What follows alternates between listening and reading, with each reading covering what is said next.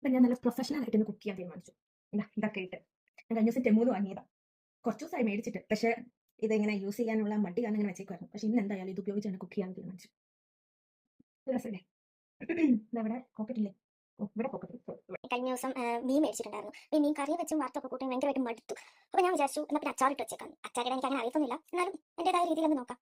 മീനൊക്കെ ഇങ്ങനെ ചെറിയ കഷ്ണങ്ങളാക്കി മുറിച്ച് വെച്ചിട്ടുണ്ട്. അപ്പം നമുക്ക് ഇതിനകത്തോട്ട് കുറച്ച് മഞ്ഞൾപ്പൊടി, കുറച്ച് മുളക് പൊടി, കുറച്ച് കുരുമുളക് പൊടി, പിന്നെ കുറച്ച് ആവശ്യത്തിന് ഉപ്പ്, പിന്നെ ജിഞ്ചർ ഗാർലിക് പേസ്റ്റ്, ഇതെല്ലാം കൂടി ഇട്ട് മിക്സ് ചെയ്തെടുക്കുക.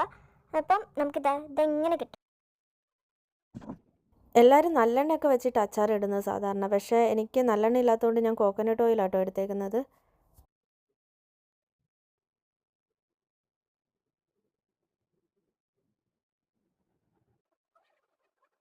അപ്പോൾ നമ്മുടെ മീനൊക്കെ നല്ലപോലെ മുരിഞ്ഞ് വന്നിട്ടുണ്ട്.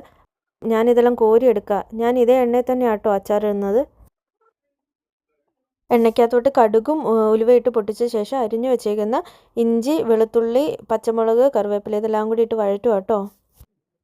ഇഞ്ചി വെളുത്തുള്ളിയൊക്കെ വഴന്നു വന്നു കഴിയുമ്പോൾ ആവശ്യത്തിന് മുളക് പൊടി, ഉപ്പ്, കായപ്പൊടി, ഇത്തിരി ഉലുവാപ്പൊടി ഇതെല്ലാം കൂടി ചേർത്ത് മിക്സ് ചെയ്തെടുക്കുക. അതിനകത്തോട്ട് നമ്മൾ വറുത്ത് വെച്ചേക്കുന്ന മീനിനെ ഇട്ട് യോജിപ്പിക്കുക. പിന്നെ ആവശ്യത്തിന് വിനാഗിരി ഒഴിക്കുക. ഓരോരുത്തർക്കും ഓരോ ഭാഗമാണ്, അവരവരുടെ ആവശ്യത്തിന് വിനാഗിരി ഒഴിക്കുക.